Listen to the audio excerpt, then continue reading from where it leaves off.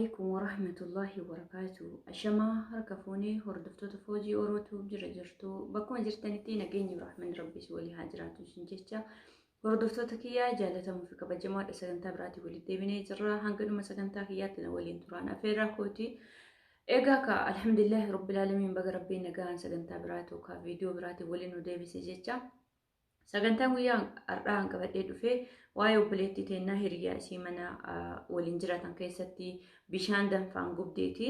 Hanga dhuma nu waliin tura. Egaa waa'ee hiriyaa hamtuun taate kana duras isinii dubbadhee ture. Ammas wanti akkanaa kun akka daddabalee hin uumamneef of eeggannoo akka gootanii fi akkasuma namoonni rabbii isinii laaffisee akka obboleettii teenya tana bira dhaabbattaniif gara viidiyoo hojjechuutti dhufee jira. Egaa namni jalqaba viidiyoo kana gara toora foojii yuutuubiitti dhuftan subscribe iddoo jettu san tuquudhaan maatii keenyatti dabalamaa akkasuma immoo warroonni viidiyoo kana dhaggeeffataa jirtan like gochuudhaan subscribe like share gochuun nu waliin tura. Yeroo hundaa like share subscribe kadhachuun keenya waan hafne maaliif namni hojjetu malee xaaru malee kadhatu malee illee milka waan ta'eef kadhaan teenya guddaan tanuma. Egaa YouTube hojjechuu erga murteessine kun dirqama maal goona kanaaf yeroo hundaa kanuma kadhattanii jettanii hin aarinaa warroonni akka tasaa waan akkasiif keessa yaaddanis.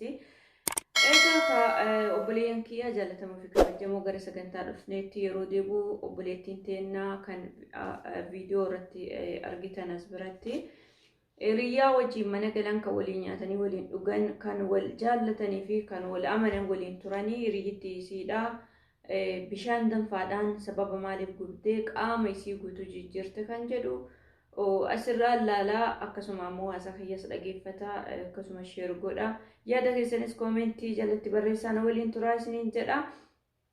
Egaa obboleeyyan kiyya jaallatamoo kabajamoo hiriyaa hamtuu mannaa diina dhugaa wayyaa isa jedhamu sanii hiriyaa sobaa mannaa diina dhugaa wayyaa dhallee warrillee yoo taate dhugaan jiru kanuma maaliif jennaan hiriyaa kan kee hiriyaa kiyya jettee amantaa hin jaallattaa waliin nyaattaa waliin dhudhaa garuu hiriyaan keessuun gadhee taanaan yookaan waan sobaan si waliin jiraataa jiruuf waan baay'ee sirra yaada. Tokkoffaa nama bultii qaboo taate bultii kee balleessuu yaada. Lammaffaa akka ati nama san jaaltu nama feene yoo ta'e sanuma akka isaa gadi ati taatu waan wayii sirra barbaada. Sadaffaa ammoo yoo ati kan nama san caalaa bareedu ta'e maqaa kan kee gara biraatti hamachuudhaan akka ati xurooftuu fi maqaan kee fokkatu si godha jechuudha. Wanni hiriyaan gadhee namarratti yookaan hiriyaan sobaa namarratti raawwatu waan baay'eedha. Isinis beektu hin beektan jedheeti namanu namni hunduu ni beektanii. Egaa kana keessa har'a wanti obboleettii teenya irratti ta'ame hiriyaa mallaqa hinaafaa akkamiin mallaqaan na caalte kan jedhu irratti raawwatame jechuudha. Egaa obboleettiin teenya tun akka jettutti ana ijoollee mana arabaa geessee dhufaa jiru dallaala natti fakkaate. Mana arabaa geessee dhufee dalagaa naqee anaa deebaa jiru deebee ciisee bakka an ciisee cinaacha deebee jiru fiddee bishaan olataa gubbaa gadi natti naqxee jetti.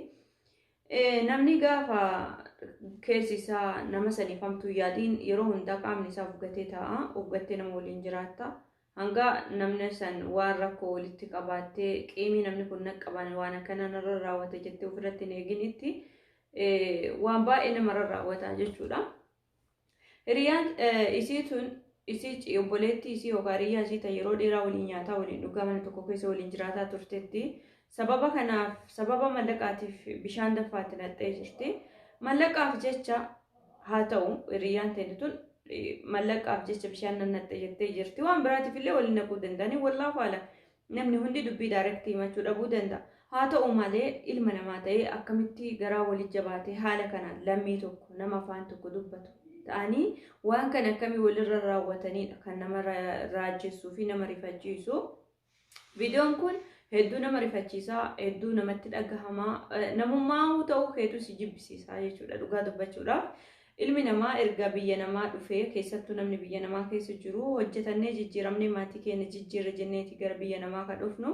Egaa mana namaa keessatti haadha namaatiif ergamnee jireenya ulfaataa keessa jiraataa jirra. Jireenya ulfaataa san keessattuu yeroo tokko namas barbaachisaa nama walii haasoftee sammuu kee boqonnaa argachiisuuf sammuu kee bashannansiisuuf boqonnaa garagaraa argachuudhaaf nama barbaachisaa maatii keessanuu obsuudhaaf kophummaa dagachuudhaaf hiriyaas barbaachisa.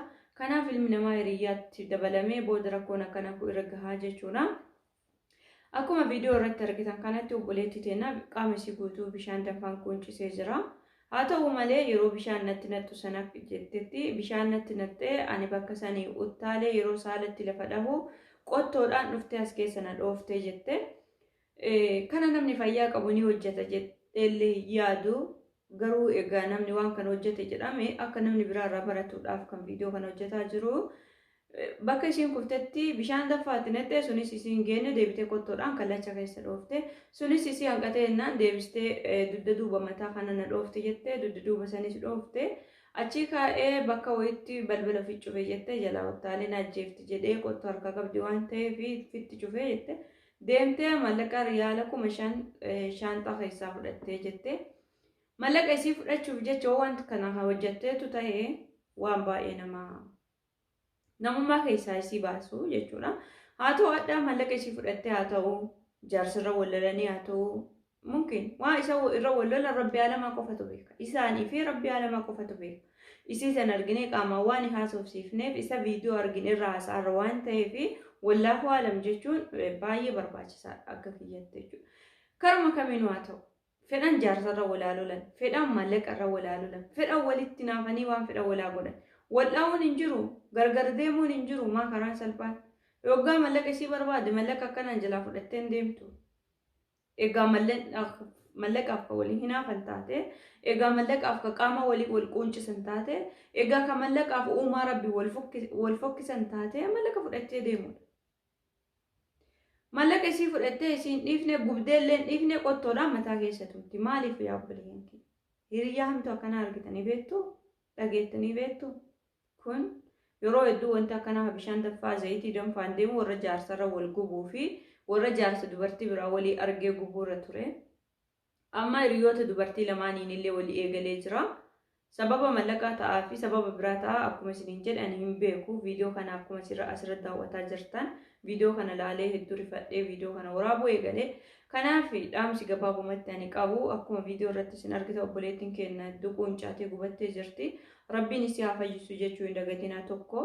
Akkuma amantii keessaniitti Oromoo amantii garagaraa qaba. Akkuma amantii keessaniitti Rabbiin kadhaa fi itti aansee ammoo namni Rabbi isin laaffisee bira dhaabbadhaa gargaaraanii.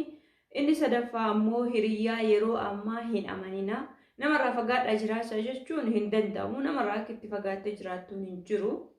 Hiriyaa ati nafsee ta'e baastee kennituuf waan baay'ee sirra raawwata garuu hamma tan danda'ame takkaan of qabi namarra. Of qabii jira. Nama walii waan si barbaachisu waan namni sirraa barbaadu godhii fi waan namarraa si barbaachisu illee yoo dandeetti si haa godhan si haa gargaaranii afaaniin nama waliin jiraadhu keessa keetiin itti ufgattee nama waliin hin jiraatini. Dhiiras haa ta'u dubartii jechuudha. Keessattuu dubartiin harka maaliin qabdee waan akkanaa akka hojjettu Rabbi isiitiif beeka.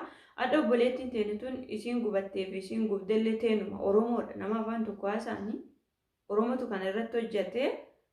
Karama kamiinuu badii feetellee qabaattee kanarra hojjechuun dogongora guddaadha jedhee yaadaani. Isii qofa gubdee fokkistee isiinis jireenya gaarii hin jiraatti jettee hoo yaadde dogongortee jirti. Takka gaafa qabamtee ni hidhamti isiinis yookaan ni ajjeefamti wantuma wayitii irra raawwata.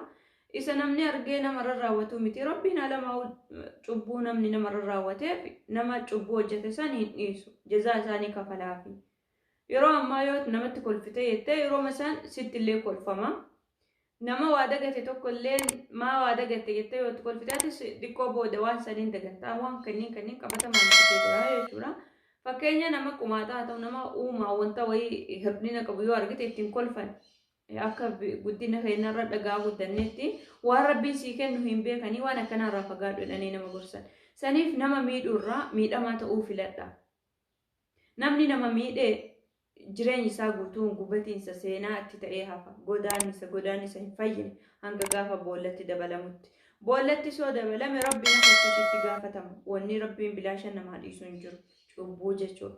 Cubbuu ati namarra hojjette Rabbiin siin dhiisu.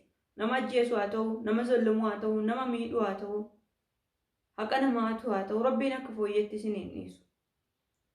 Namni nun argu jettanii yoo waan tokko namarra raawwatan Rabbiin isin arga. Akkasii dhaamsi kiyya kana fakkaata.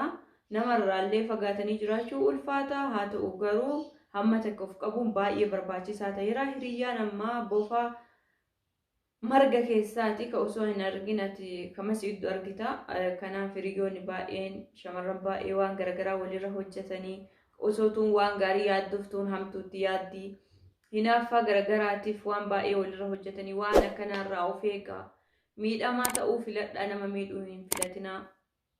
Ana akka mataaf yaatti oo miidhameerra na gammachiisa oo nama miidheerra. Maaliif namni sun na miidhaa inni na miidhe beekee irraa fagaadha. Garuu waan isa miidhee jiraadhe seenaa natti ta'a. Wallahi kan miidhee miti jechuma wayiyyuu bada afaan kiyyaa yoo na bahe itti gaabba. Maaliif jecha san jedhe osoo jechuun baadhee jiraadhe osoo jal'isee jiraadhee kan jedhu filadha yeroo baay'ee jechuudha. Kanaaf obboleeyyan kiyya jaallatamoo kabajamoo hanga ammaa waan waliin turtaniif galatoomaa ulfaadhaa. Isin jaalladha isin kabajja. Chaanaala kana ammoo subscribe, like, share walii gochuu hin dagatinaa. Dhumarratti dhaamsanii qabu hordoftoota kiyyaa. Yeroo gabaabaa keessatti sagantaa gaafiif deebii muudannoo akkasuma dorgommii garagaraa qabadhee isinii dhiyaadha. Yoo danda'ame firaankis hojjedhee isiniif qabadhee dhiyaadha inshallah. Ammaa fi wanti isiniin jechuu barbaadu gaafiif deebii toora peejii kiyya tokkummaan utubaadha jedhuun eegalee jira. Egaa hoo namni baay'atee gara YouTube'itti deebinee kan gaafiif deebii laayiviidha hojjennu waliin bashannannu wal kofalchiisnu. والبوارسينو تعاسا ممكن وان با يدام ميداميرا لم يكن والميد سو ارغنو هم ميدامنات انسا ممكن نما كينا كحيدا سو دربيا خيس جرو فيس دعاي غدا هندغتينا هايوتا كينا فيس دعاي غدا ربين من هيدا سان كيسا سانا باسو اجوله كينا بيا ربا كيس دررما جرن ربين مغربيه سانيتي نغان وادي بيسو درران كو اسين ربين نونا جدو sammuu keenya ka waan baay'eedhaan miidhame kana wal bohaarsuu waliin xiqqoo malee taatu kolfinee dabarsuudhaaf dorgommii akkasii eegalee irraa gaafiif deebii toora peejii kiyyaatiin jira. Yoo inni gaafiif deebii san guutuu deebisan kaardii badhaafamu. Kaardii waan guddaa waan ta'eef osoo hin ta'in haa hisanneetuma wal bohaarsinuu fi kanaaf hanga viidiyoo biraatti walitti deebinuutti nagahan naa tura. YouTube keessa lammaffaallee Foozii Shawoo subscribe gochuu hin dagatina. Walaa jabeessinuu, walaa guddisnuu, walaa jaallannu tokkummaan kennaa.